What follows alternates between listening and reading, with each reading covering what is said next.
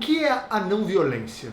Alô, alô, seja muito bem-vindo a mais um vídeo aqui desse canal. Meu nome é Caio Corrêa, eu sou professor de Yoga e idealizador do Yogalaya, a nossa escola de Yoga online.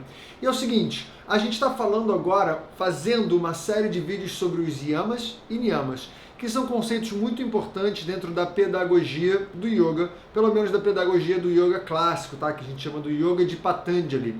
E hoje a gente vai trazer o primeiro conceito que Patanjali, que é esse grande sábio, ele traz, que é o conceito de não violência. Então vem comigo.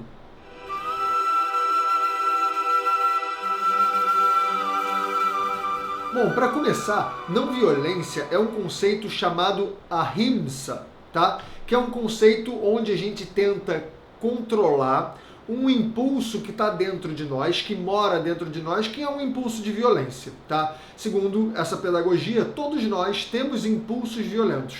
E o que a gente deve fazer é cuidar para não utilizar esses impulsos, né? Não deixar que esses impulsos aflorem, cresçam e tomem proporções muitas vezes indesejadas, tá bom?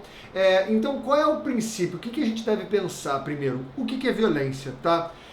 Himsa, essa palavra que se chama violência, e por isso ahimsa é a não violência, o prefixo ele é um prefixo de negação, tá? Então é a gente não causar danos, a gente buscar, né, ter esse cuidado, cultivar essa não violência, buscar não causar danos a mim e aos demais, tá?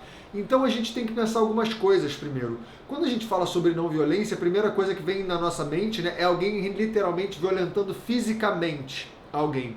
Mas eu acho que a gente deve ir muito mais profundo nesse pensamento. É claro que a não violência envolve você não chegar na cara de um sujeito e dar um soco, né, um tapa na cara de alguém, não machucar o seu filho, não bater em ninguém.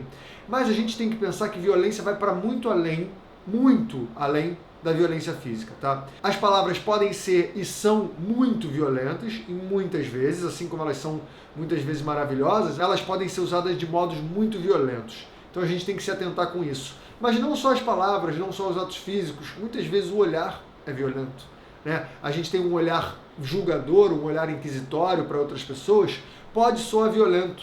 A gente, às vezes, com o silêncio, a gente é violento.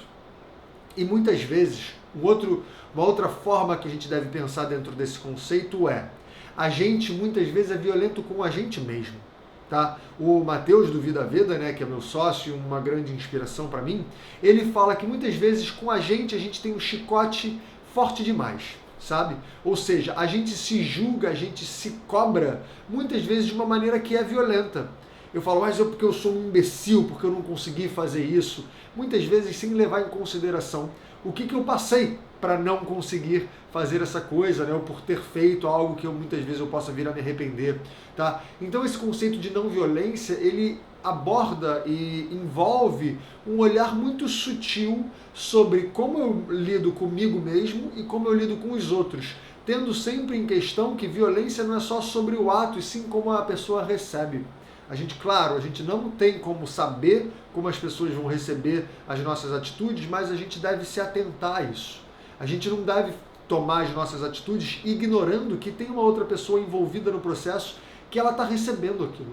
E o objetivo é a gente tomar cada vez mais cuidado. E nessa pedagogia do yoga, Patanjali ainda traz 4 aspectos que a gente deve levar em consideração. Ou seja, a gente deve levar em consideração o local onde isso acontece. Tá? Porque às vezes uma coisa que não é violenta em um local, em outro ela pode ser violenta e vice-versa. Ou algo que às vezes pode ser visto como muito violento, dependendo do local pode não ser. Tá? O tempo em que isso acontece, tá? O momento em que isso acontece também varia e também pode trazer isso, fazer isso ser violento ou não. Não é sempre, por exemplo, que eu afundar alguém debaixo d'água pode ser um ato violento. Se eu, por exemplo, estiver vindo uma onda grande e eu afundar alguém para essa pessoa não se machucar, pode ser um ato não violento. E vice-versa, né?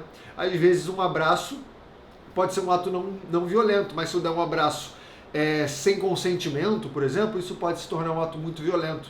Então depende do tempo, do local, das condições e da pessoa, né? Do tipo, da espécie de ser humano ou de animal que a gente está envolvendo nesse sistema entre um ato e a percepção de violência, tá? Então a gente tem que levar essas 4 coisas em consideração: o local, o tempo, a condição, ou seja, em que situação que essa coisa está acontecendo e qual é a espécie envolvida, qual é o tipo de ser que está envolvido nesse ato que pode ser violento ou não. Tá? É muito importante a gente compreender que violência não é uma coisa só, não é a mesma coisa para todo mundo e que ela cabe essa variação para que a gente entenda, né? Dentro de uma passagem desse texto, ele fala: você machucar um animal é um ato violento, tá? Mas, por exemplo, se eu tiver, imagina um ser humano numa ilha deserta, completamente deserta, ele está com fome, ele ir para o mar, pescar alguma coisa, buscar qualquer tipo de alimento, não é necessariamente um ato violento, tá? Porque, primeiro, onde é que está acontecendo esse ato? Numa ilha deserta, beleza, vamos levar isso em consideração. Quando? Num momento que ele está isolado, né? Às vezes num momento do dia que a fome apertou. Em que situação? Numa situação que ele não tem comida e ele está com fome. E qual é a espécie, né, que ele está indo, por exemplo, ter esse ato? É algum animal qualquer. Ele não está indo só no peixe vermelho que mora na toca tal, que aí ele estaria sendo muito específico e direcionado, né? Ou seja, ele estaria direcionando a sua violência. Ele está indo buscar qualquer coisa que vai matar a sua fome, tá? E a gente também tem que pensar do tipo, às vezes eu, como ser humano, um ato pode não ser violento para mim, mas pode ser violento para um cachorro, tá? Ou vice-versa, um ato que pode ser não violento para um cachorro ou para um ser humano pode ser. Ou seja, ou às vezes um alimento que eu como, ele pode não fazer bem, mas pode fazer bem para outra espécie. Então tudo isso é para a gente levar em consideração quando a gente vai considerar o que é esse aspecto da não violência. Principalmente essa não violência, ela começa com a gente. A gente tem que tomar muito cuidado porque a gente é violento com a gente mesmo. E depois disso a gente tem que tomar muito cuidado para a gente não ser violento com o outro. Tá? É claro que essas duas atenções elas devem acontecer concomitantemente, ou seja, ao mesmo tempo, ao longo da nossa vida. Não é porque eu entendi a ahimsa, a não violência, que eu vou parar de ter atos violentos. Não, eu tenho que tomar esse cuidado para o resto da vida, tá bom? E depois Patanjali ele traz qual é a consequência disso. E é tão bonito. Ele fala que quando a gente está estabelecido nessa não violência, ou seja, quando eu acostumei ao tempo inteiro estar observando e cuidando da não violência, eu diminuo, ou seja, eu elimino as minhas inimizades. Mas não é que as minhas inimizades deixam de acontecer, é que a minha sensação, a minha atitude, o meu porte, a minha comunicação, ela deixa de ser violenta e por isso eu consigo criar muito mais harmonia entre todas as relações. Ainda tem alguns sábios, né, alguns professores que eles dizem, é como se a minha presença trouxesse uma sensação para as pessoas em volta de não violência. Então, às vezes, só uma pessoa que ela está estabelecida nesse conceito de não violência, ela só pela presença, ela afeta o ambiente para que ele diminua a sua violência ou não seja violento. Então, olha como é bonito e como é forte esse conceito de ahimsa, da não violência. E aí, o que você achou desse conteúdo?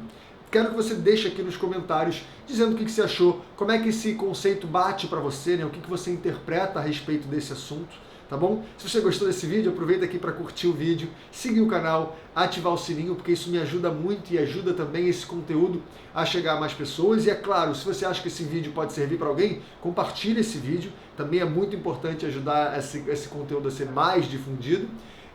E também, se você quiser conhecer mais sobre toda a conceituação do yoga, sobre a parte técnica, sobre a parte teórica, sobre a parte conceitual e filosófica, eu ensino tudo isso de maneira bem mais aprofundada no Yogalaya, que é a minha escola online. Se quiser, o link está aqui e também está na descrição do vídeo. Só você clicar aí e se inscrever que eu vou ter o maior prazer em te ver lá dentro. E se você também quiser conhecer mais de um conteúdo que eu lanço diariamente, segue aqui meu canal do Instagram. Você pode ver aqui, @yogalaya_.